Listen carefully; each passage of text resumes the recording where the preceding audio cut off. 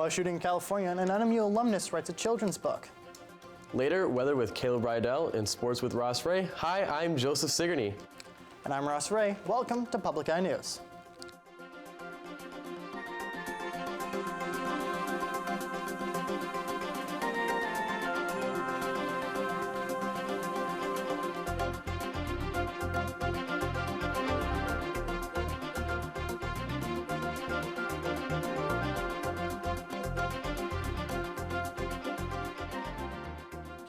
An NMU alumnus wrote a children's book called It Only Takes One. Millen Murphy played on the NMU basketball team as a center before graduating in 2012 with a bachelor's degree in entertainment and sports promotion.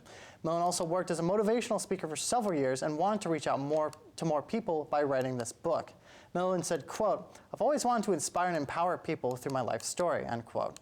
The book itself is on Millen's life being a first-generation college student and having a basketball career in Division I and II teams. Murphy hopes to motivate the kids that, quote, "People may doubt what you say, but they always believe in what you do," end quote. And a benefit dinner was held in Gwynn on Sunday to honor Modeltowners High School football coach Dion Brown. Dinner was hosted by Shannon's Home Cooking, with the money raised going towards a scholarship in Brown's name through the Gwynn Community Fund. The Marquette County Sheriff Greg Zybird was also in attendance, saying, quote, "He became a mentor, a coach, and changed a lot of lives of kids and adults, and broke racial barriers by coming from Chicago to the UP. I'm really proud of my officers for donating to his family," end quote. Marquette Mountain held its 20th annual Cardboard Classic this Saturday. Scouts of all ages put together their own sleds made out of only cardboard, duct tape, and paint. Two teams would then race side by side down the hill until only one team remained.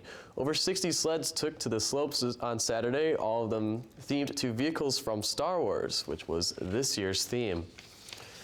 And well known for its attention-grabbing sermons, over 800 people make their way to one of 3 North Iron campuses each weekend.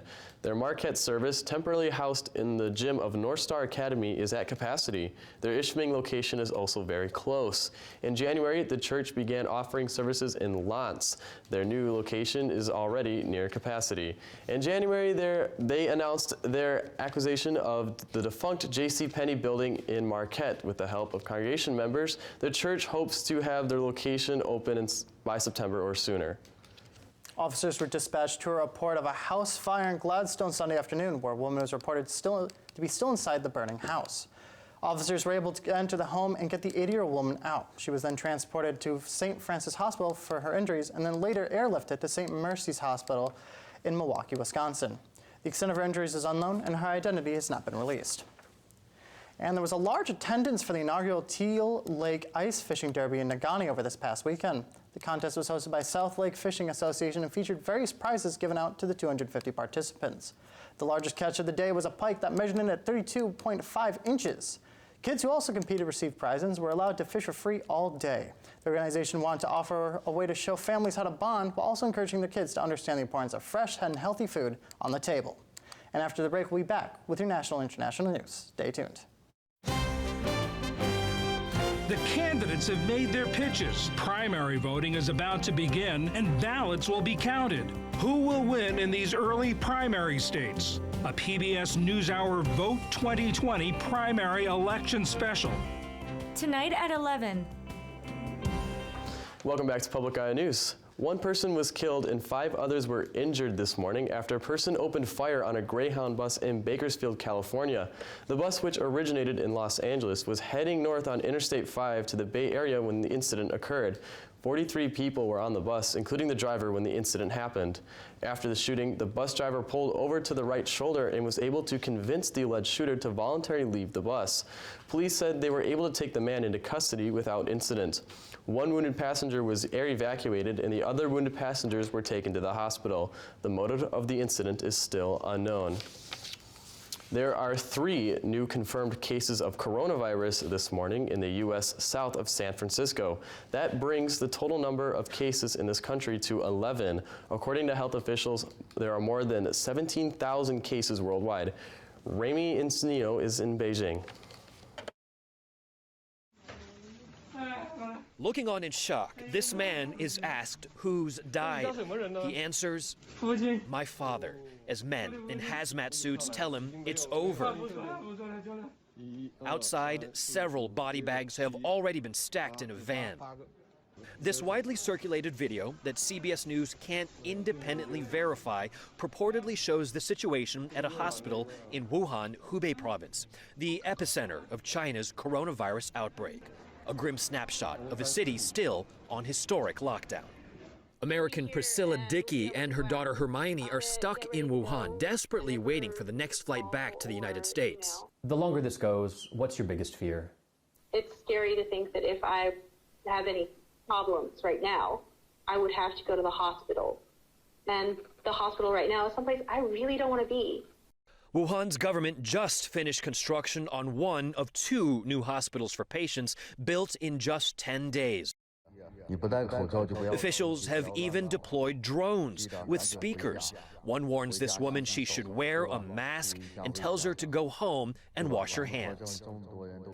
Despite all efforts, the number of infections keeps rising, with nearly 3,000 new cases reported in the past 24 hours.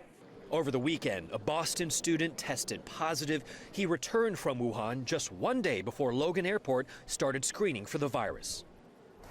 And in the race for a cure, there is some hope coming out of Thailand. Doctors there say that a cocktail of HIV medications and flu medications is showing, quote, vast improvement in some patients over 48 hours.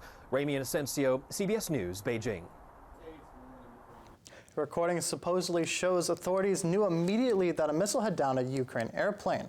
The leaked recording is an exchange between an Iranian air traffic controller and an Iranian pilot who seemingly knew about the incident right after takeoff.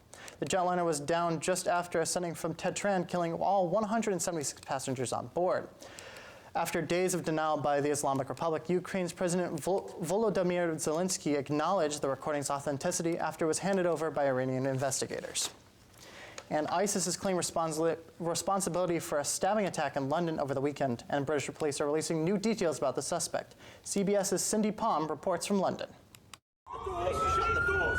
Go to the back of the store! Police ordered people away from the scene just minutes after shooting and killing a suspected terrorist. Investigators say Sudesh Ahmad stabbed 2 people on a busy street in South London Sunday. It was absolutely horrible, and they were just screaming and screaming. The 20-year-old was recently released from a London prison halfway through his 3-year sentence. He was convicted for publishing graphic terrorist videos online and stockpiling instructions on bomb-making and knife attacks. Police say Ahmad had been an ISIS supporter and encouraged his girlfriend to behead her parents. Investigators say the attacker had a fake suicide vest strapped to his body. That's reminiscent of a deadly stabbing attack in London just a few months ago.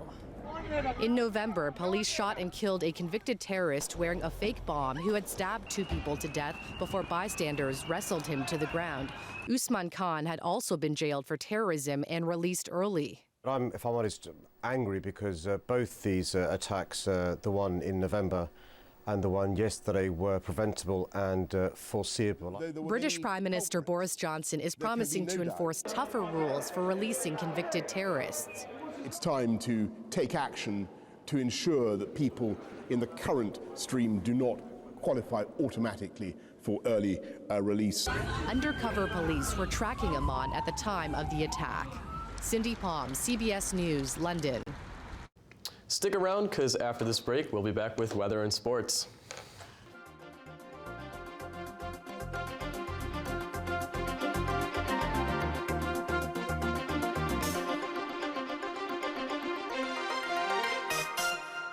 The president's reckless activities necessitated us to introduce articles of impeachment. They've been trying to impeach me from day one. The state of our union. If Iran does anything that they shouldn't be doing, they're going to be suffering the consequences. PBS NewsHour coverage. The economy is booming and America is stronger than ever before. Tuesday at 9 p.m. Eastern Time on channels 13.1 and 13.3. Welcome back. I'm Caleb Rydell, going to be taking you through your weather for today. As you can see behind me on the NMU campus, we have a lot of snow out there still. Some of the ice got formed over the weekend as some of it melted off and then froze over, so you might want to be careful on sidewalks and roads. Our current conditions outside cloudy with a temperature of 34 degrees, winds out of the northwest at 9 miles per hour, and a barometric pressure of 29.85 inches and rising. Taking a look tonight, we're going to see some clouds out there with a low of 17 and winds out of the northwest at 15 miles per hour. Taking a look tomorrow, we're going to see partly cloudy out there with a high of 21 and winds out of the northwest at 10 to 20 miles per hour. Taking a look across the UP, we're going to see a lot of clouds out there, but a little bit of sun peeking out, especially at the bottom half. Now let's take a look, and we're going to start over in Sault Ste. Marie with 35 degrees, 38 over in Manistee, 39 in Escanaba, and also 39 down in Menominee where there's that sun.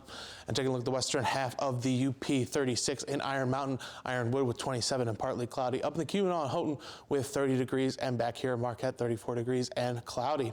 Let's take a look at your week ahead. Now on Wednesday, we're looking at a high of 26 with a low of 14 and mostly sunny out there. Thursday with a high of 29, a low of 18 and partly cloudy. Friday, you got the high of 21, a low of 10 and snow. Well, we got a little bit of cooling off we got going on right now, and this weekend's looking like it might be a little bit cold, Ross, but I heard this last weekend was actually pretty hot. Oh, it was indeed. The Super Bowl was amazing. At the end of another long NFL season, the Kansas City Chiefs are your champions, defeating the San Francisco 49ers in Super Bowl 54 by a score of 31-20. Heading into halftime, the score was tied at 10 with a strong third quarter effort from the 49ers, putting them at 20-10 as the fourth quarter began. The Chiefs, finding themselves trailing behind by double digits in their third straight playoff game, desperately needing some more Patrick Mahomes magic, got exactly that when he led the Chiefs on 3 consecutive touchdown drives in the fourth quarter to secure the win. Mahomes will be named MVP in the game as he went 26-42 through the air for 286 yards and 2 touchdowns. He also rushed 9 times for 29 yards and a touchdown. And the NMU hockey team had themselves another great weekend as they defeated the Ferris State in both matchups of last weekend's series. Friday's matchup was a 5-2 victory for the Wildcats as they were led offensively by senior forward Darren Craighead, who posted a hat trick. Freshman Michael Van Ewen also notched 3 assists for the win. And Saturday's game would also lead to a 5-2 victory for the Wildcats. Junior Brandon Schultz scored his first goal of the NMU career in the 6:40 mark in the second period and notched an assist during the night as well. The Wildcats remain at 15th in the nation in the USCHO polls and remain at 3rd place in the WCHA behind Bemidji State and Minnesota State. The Wildcats will travel to the 3rd-ranked and WCHA leading Minnesota State for a pair of matchups this Friday and Saturday. And as if the Detroit Red Wings needed any more bad news, the team now will be without Filip Zadina for the next 2 to 3 weeks as he has suffered a lower body injury. Zadina suffered an injury during last Friday's matchup against the New York Rangers for a 4-2 loss. He battled through the injury to play Saturday night's game, also against the Rangers, for a 1-0 shootout loss. Zadina, the 6th overall pick by the Red Wings in the 2018 draft, also pleasantly surprised with his play an otherwise dismal season for Detroit, as they're currently on an 8-game losing streak and are in dead last in the NHL. The Wings look to snap their losing streak up in tonight's matchup against the Philadelphia Flyers. Puck drop set for 7:30 from Detroit. Well, the Red Wings aren't having too good news, but I heard Florida's just the same old Florida. Oh, Florida is Florida, and it wouldn't be an episode of Public Eye without news from Florida. While a Florida man was filling up his boat with gas, he suddenly realized the pump was not inserted into his gas tank. But it wasn't a small mistake here because the man had already pumped $60 worth of gas, which was all over the boat deck and then spilling onto the ground at the gas station. A technical rescue team siphoned the gas from the boat and cleaned up. And that is all the time we have here on Public Eye News. I am Joseph Sigourney. I'm Ross Ray, and tune in tomorrow for some more Public Eye News.